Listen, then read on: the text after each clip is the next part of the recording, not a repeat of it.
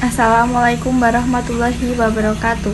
Yang terhormat Ibu Fitri Jamila, MPD, selaku dosen pengampu, dan teman-teman semua yang berbahagia. Puji syukur marilah kita panjatkan kepada Allah Subhanahu wa Ta'ala atas rahmat berupa kesehatan sehingga kita bisa berkumpul di tempat ini. Tak lupa juga salawat serta salam semoga tetap tercurahkan kepada junjungan kita Rasulullah Shallallahu Alaihi Wasallam. Pada hari ini, saya Dewi Kusuma Astuti sebagai moderator yang akan memandu kegiatan diskusi. Topik yang akan kita bicarakan mengenai pengertian dan ciri kalimat efektif. Sebelum diskusi kita mulai, saya akan memperkenalkan anggota kelompok saya. Yang pertama, Fadila Apristasian India. Yang kedua, Tita Aldaneta. Yang ketiga, Ikti Asri Cahyaningrum. Yang keempat, saya sendiri. Acara yang pertama adalah pembukaan. Marilah kita mengucap basmalah bersama. Selanjutnya adalah penyajian materi. Materi pertama akan saya bacakan.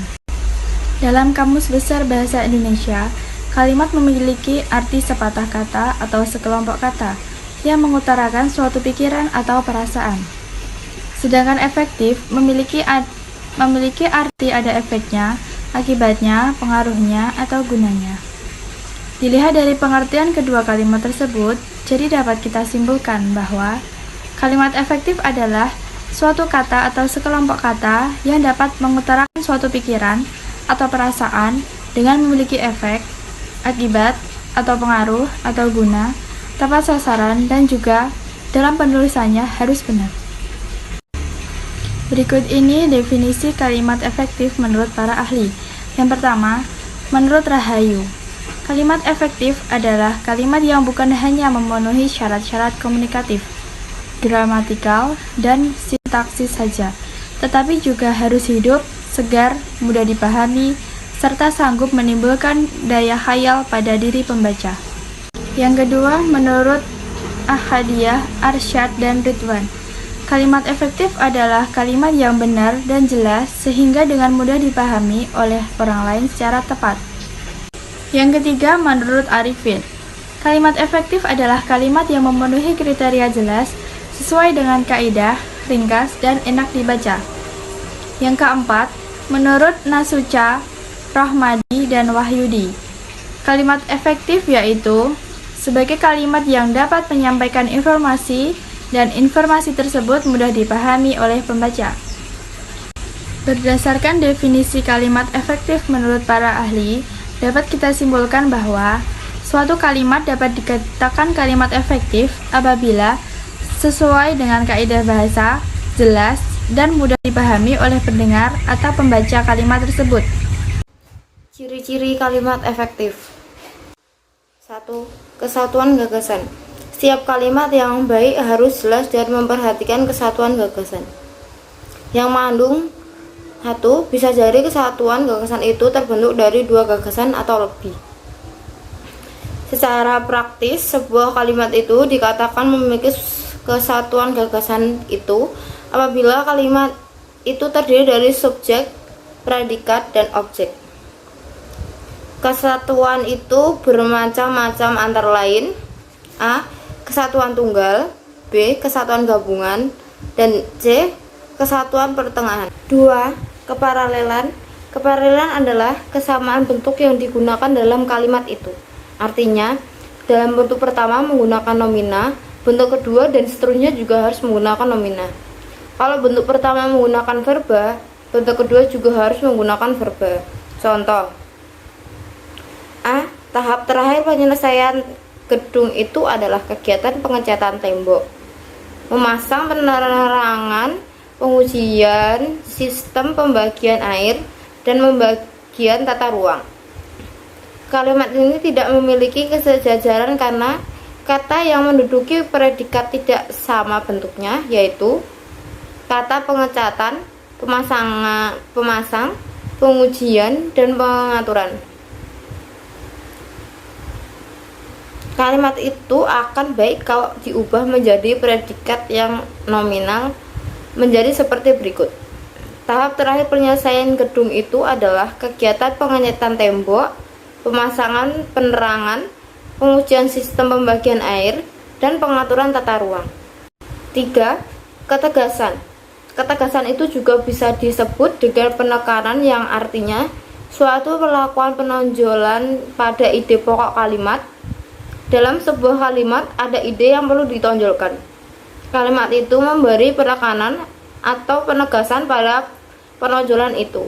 Ada berbagai cara untuk membentuk penekanan dalam kalimat. Antara lain sebagai berikut. Melekatkan kata. 1. Melekatkan kata yang ditonjolkan itu dari awal kalimat. Contohnya, yang pertama, harapan presiden ialah agar rakyat membangun bangsa dan negaranya. Penekanannya ialah pada harapan presiden. Kedua, membuat urutan kata yang bertahap. Contoh, bukan 100.000 atau sejuta, tetapi berjuta-juta rupiah telah disumbangkan kepada anak-anak terlantar.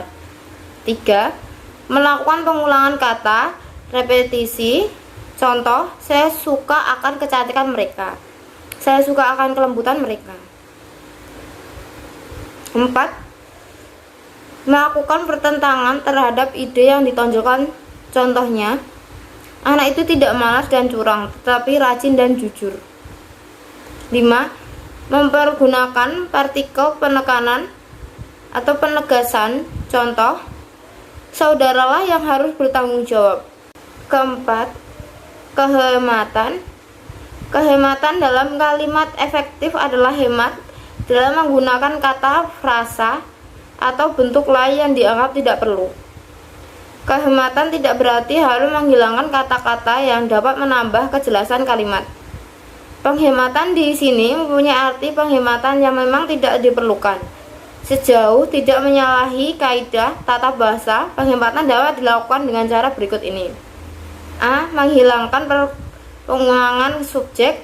Contoh, karena dia tidak diundang, dia tidak datang ke tempat itu. B. Menghindarkan pemakaian superordinat pada hipomini kata.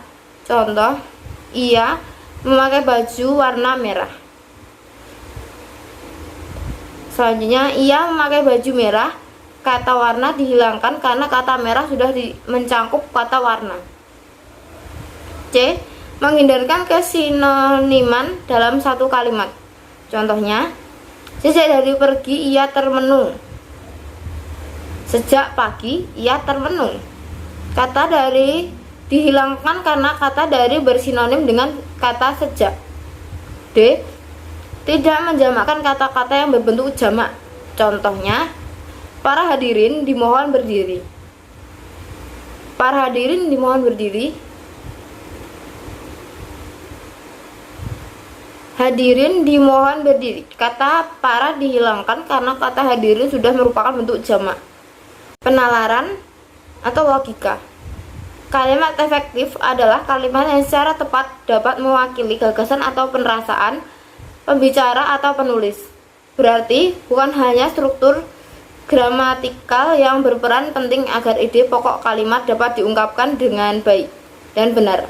Ada unsur lain yang harus diperhatikan, yaitu penalaran atau logika. Kalimat yang efektif harus logis karena setiap kalimat harus bisa dipertanggungjawabkan dari segi akal, sehat, dan sesuai dengan penalaran. Contoh, kepada kepala sekolah, waktu dan tempat kami persilahkan. 6. Kepaduan. Yang dimaksud dengan kepaduan di sini ialah kepaduan pernyataan dalam kalimat itu sehingga informasi yang disampaikan tidak terpecah-pecah.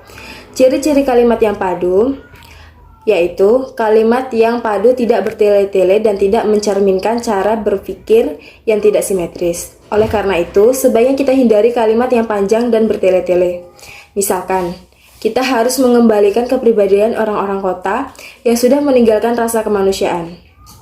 Kemudian, kalimat yang padu mempergunakan pola aspek, agen, verbal secara tertib dalam kalimat pasif persona.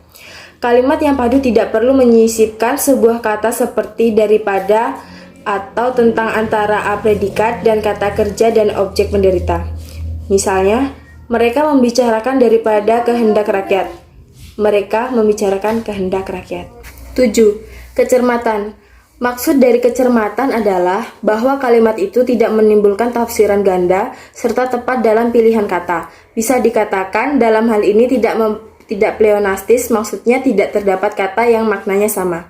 Contoh dari kalimat efektif yaitu pada hari itu mereka saling bersalaman, dan kalimat tidak efektifnya yaitu pada hari itu mereka saling bersalam-salaman. Makna kata ulang bersalam-salaman sudah berarti saling bersalaman, sehingga tidak perlu ditambahkan kata saling. 8. Kesepadanan struktur. Kesepadanan ialah keseimbangan antara pikiran atau gagasan dan struktur bahasa yang dipakai. Kesepadanan kalimat ini diperlihatkan oleh kesatuan gagasan yang kompak dan berpaduan pikiran yang baik. Beberapa ciri kesepadanan adalah sebagai berikut. Yang pertama, kalimat itu mempunyai subjek dan predikat yang jelas. Yang kedua, dalam kalimat itu tidak terdapat objek yang ganda. Subjek yang ganda akan memunculkan kalimat yang tidak terfokus. Yang ketiga, kata penghubung intra kalimat tidak dipakai pada kalimat tunggal. Yang keempat, predikat kalimat yang tidak didahului oleh kata yang.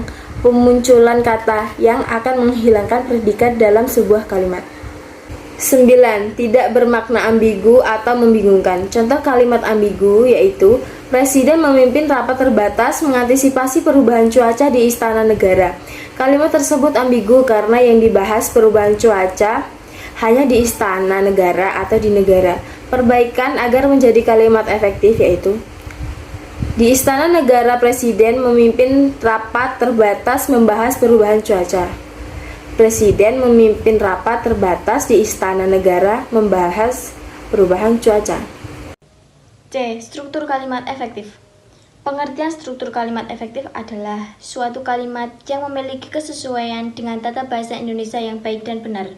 Sebab kalimat efektif yang benar itu akan dapat dipahami maknanya dengan mudah oleh para pembaca. Kalimat efektif terdiri dari kaidah tata bahasa dengan ejaan yang disempurnakan atau EYD, dan juga tanda baca yang tepat sesuai dengan maksud kalimat. Struktur kalimat efektif ini dibagi menjadi dua macam, yaitu pertama adalah struktur kalimat efektif umum. Struktur kalimat efektif umum adalah unsur-unsur pada kalimat umum yang membangun sebuah kalimat dibedakan menjadi dua, yaitu unsur wajib dan unsur tidak wajib atau unsur manasuka. Unsur wajib ialah subjek dan predikat, sedangkan unsur tidak wajib ialah unsur yang boleh ada dan boleh juga tidak ada. Contohnya yaitu kata kerja bantu, harus, boleh, keterangan aspek, sudah, akan, keterangan tempat, waktu, cara, dan sebagainya. Yang kedua adalah struktur kalimat efektif paralel, yaitu struktur yang menggunakan bentuk bahasa yang sama yang dipakai dalam suatu susunan serial. Contohnya begini. Penyakit tumor otak adalah suatu segi penyakit yang paling mengerikan dan membahayakan, sebab pencegahan dan cara pengobatannya tak ada yang tahu. Dalam kalimat struktur efektif paralel memiliki 3 kesejajaran. Kesejajaran yang pertama adalah kesejajaran bentuk. Contohnya begini. Kegiatannya meliputi pembelian karton, membuat sketsa, dan mengatur perumusan gambar. Yang benar seharusnya dijadikan nominal atau verba terlebih dahulu. Maka menjadi kegiatannya meliputi pembelian karton, membuat sketsa, dan pengaturan perumusan gambar. Kesejajaran yang kedua adalah kesejajaran makna. Contohnya begini. Ia memiliki setangkai daun. Seharusnya kata memetik tidak dapat digunakan pada kata setangkai daun, karena kata ini bermakna berulang. Perbaikan yang dapat dilakukan adalah dengan mengubah predikat menjadi memetik atau menghilangkan satuan setangkainya pada objek. Maka menjadi ia memetik setangkai daun. Yang ketiga adalah kesejajaran dalam perincian pilihan. Contohnya begini. Pemasangan antena akan menyebabkan A. Menjernihkan gambar TV, B. Memudahkan mencari informasi berita, C. Meningkatkan pengeluaran. Maka jawabannya adalah A. Tetapi kalimat pemasangan antena akan menyebabkan menjernihkan gambar TV, bukan kalimat yang baik. Jika pilihan B, meskipun memang bukan jawaban yang tepat, akan tetapi mempunyai peluang untuk dipilih karena kalimat pemasang antena akan menyebabkan untuk memudahkan mencari informasi. Berita, bukan kalimat baik. Jika pilihan C justru paling baik, tetapi pilihan itu bukanlah jawaban yang tepat. Namun soal itu dapat diubah menjadi pemasangan antena akan meningkatkan A. Kelancaran, B. Kemudahan, C. Pengeluaran. Demikian diskusi dari kelompok kami. Marilah kita membaca hamdalah bersama. Saya selaku moderator, mohon maaf jika ada kesalahan dalam menuntun jalannya acara kali ini. Sekian dari saya. Wassalamualaikum warahmatullahi wabarakatuh.